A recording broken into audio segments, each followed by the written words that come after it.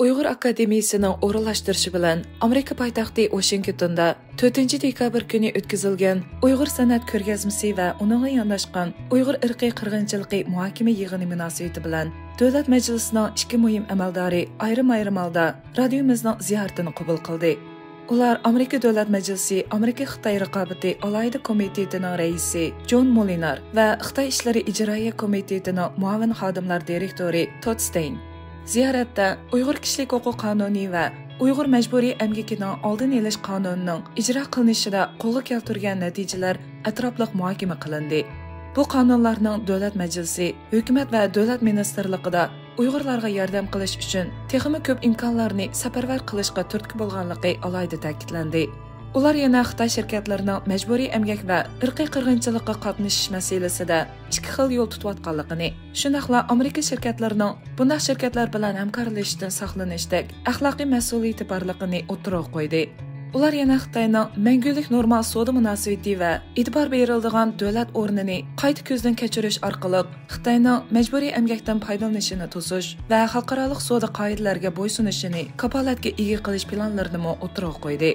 Her ikki rahbar Uyg'urlarga qaratilgan zulmni to'xtatish va uningga qarshi turish uchun yangi qonun tadbirlari orqali texnik ko'p ilgirlashlarni qo'lga keltirishni nishon qilganligini bildirdi.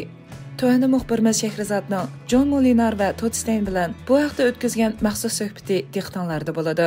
Rais Molinar, ziyoratimizni qabul qilganingiz uchun ko'p rahmat. Amerika Davlat Majlisi, Amerika Xitoy raqobati alohida komitetidagi rahbarligingiz bilan Uyg'ur irqiy qirg'inchiligi javobgarligi va jazo qonuni hamda majburiy emgakka qarshi turish va Amerika ta'minlash zanjirlarini qo'g'dash bilan munosabatli tashabbuslarda qanday ilgirlashlar qo'lga keltirildi? Bu qonun nihoyatda muhim. Biz bu qonunning texnik ko'p yo'l qo'yilishini umid qilamiz. Albuki biz har xil ta'minlash zanjirlarini bayqadik. Raja Krishnamursi Volkswagen'ni tilga oldi. Biz avtomobil sanoati va majburiy emgak aralashgan har xil sanoatlarni tekshirib chiqdik. Amerika shirkatlarining qonun xiloflik qiladigan hamkorlikdan saqlanish kerakligini, shundaqla majburiy emgak chetilgan shirkatlar bilan hamkorlashishdan saqlanishda axloqiy mas'uliyati borligini alohida ta'kidlayapmiz. Bizning endişelerimizden biri shuki, ba'zi Xitoy shirkatlari ikki xil yo'l tutdi. Ular bir tarafdan majburiy emgak bilan munosabat yo'qligini aytsa, yana bir tarafdan o'zlari dal majburiy emgakdan foydalanadi va irqiy qirg'inchilikqa sherik bo'ldi. Biz shirkatlarga bularning hech qaysisi qatnashmanglar deyapmiz.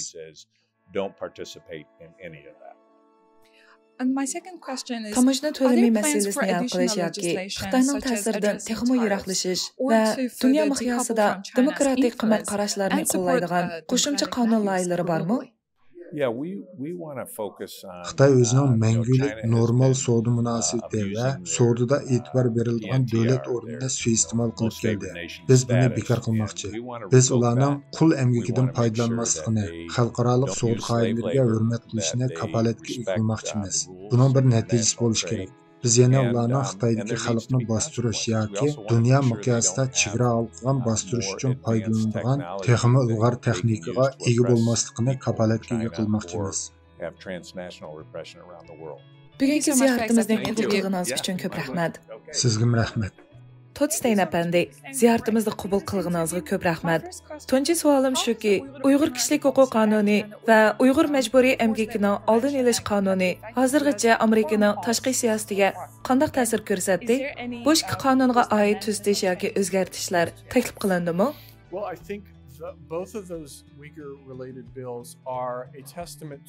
Uyg'urlarga oid bu ikki qonun Xitoyda Uyg'urlarga qarata yurgizilgan qo'rqinchli zulmlar tufaylidan Davlat Majlisi a'zolarining Uyg'urlarga yordam qilish uchun harakat qilganligining axloqiy isbotidir.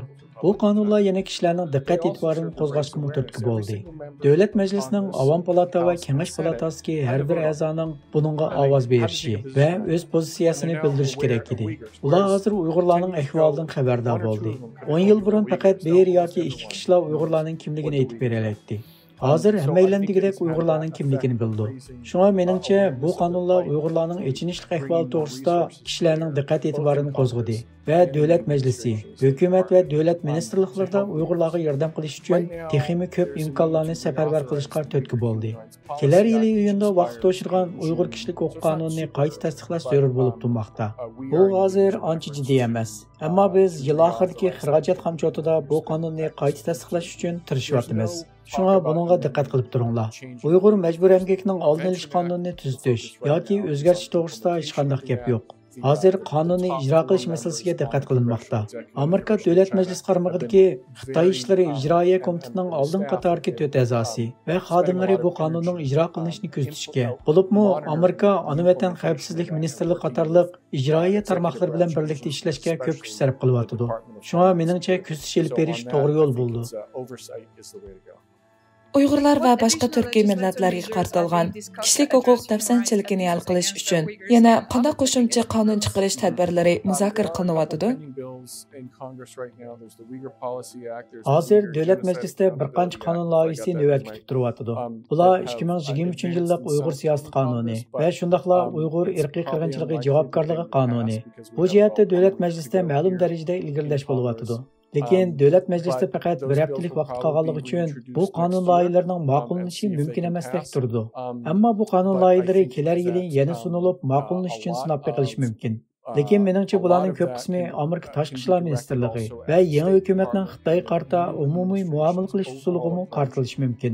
Bu Uyg'ur masalasini o'z ichiga olgan holda Uyg'urlar va boshqa turkiy musulmonlarning turmushini yaxshilash uchun diplomatik besim ishlatish mumkinchiligi. Shundaqli ularning ba'zilarini, bo'libmi oila a'zolari bilan qayta birlashishni umid qilgan kishilarni Amerikaga kelish masalasi bor.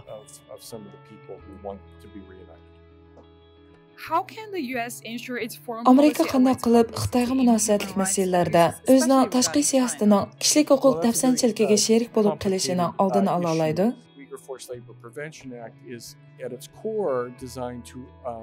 Mana bu nihoyatda murakkab bir masala.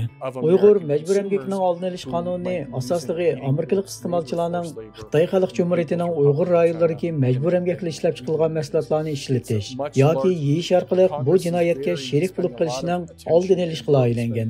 Davlat majlisi Xitoy texnikasi, davlat bexatarligi, sun'iy aql, 5-avlod tor texnikasi, 5G qatorliq masalalarga ko'p ko'ngil bo'lyapti va texnika ko'p ko'ngil bo'ladi. Bularning hammasi sheriklik masalasi deyilishi mumkin. Ammo bu kishilik huquq doirasidan olqagan, davlat bexatarligi va Xitoy bilan bo'lgan ishki raqobatga munosabatlik texmo keng doiralik masalalardir.